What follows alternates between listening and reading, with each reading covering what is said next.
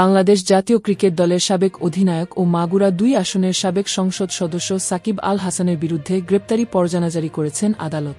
রোববার ১৯ জানুয়ারি ঢাকার অতিরিক্ত চিফ মেট্রোপলিটন ম্যাজিস্ট্রেট জিয়াদুর রহমানের আদালত এ আদেশ দেন। জানা যায়, আইএফআইসি ব্যাংকের চেক ডিজনার মামলায় এই গ্রেপ্তারি পরোয়ানা জারি করা হয়। সাকিব ছাড়াও আরও ২ জনের বিরুদ্ধে একই মামলায় গ্রেপ্তারি পরোয়ানা জারি করা হয়েছে। এর আগে গত ১৮ ডিসেম্বর সাকিব সহ ৪ জনের বিরুদ্ধে সমন জারি করেন আদালত। ওই সময় Dhaka chief metropolitan magistrate CMM আদালতের মেট্রোপলিটন ম্যাজিস্ট্রেট মাহবুবুল হকের আদালত এ আদেশ দেয়। মামলার অপর আসামিরা হলেন সাকিব আল হাসান অ্যাগ্রো ফার্ম লিমিটেডের এমডি গাজী শাহাগীর হোসাইন, প্রতিষ্ঠানটির পরিচালক ইমদাদুল হক ও মালাইকা বেগম। মামলার নথি থেকে জানা যায়, সাকিব সহ ৪ আসামির বিরুদ্ধে ৪,১৪,৫৭,০০০ টাকার চেক ডিজনারের মামলাটি করা হয় ১৫ ডিসেম্বর। ১৮ জানুয়ারি আসামিদের আদালতে হাজির হতে বলা হয়।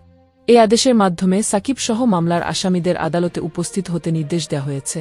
আদালত এর আগে আদেশ অমান্যকারী আসামিদের বিরুদ্ধে গ্রেপ্তারি পরোয়ানা জারি করার সম্ভাবনাও ব্যক্ত করেছে। সে অনুযায়ী রোববার তাদের বিরুদ্ধে গ্রেপ্তারি পরোয়ানা জারি করেন।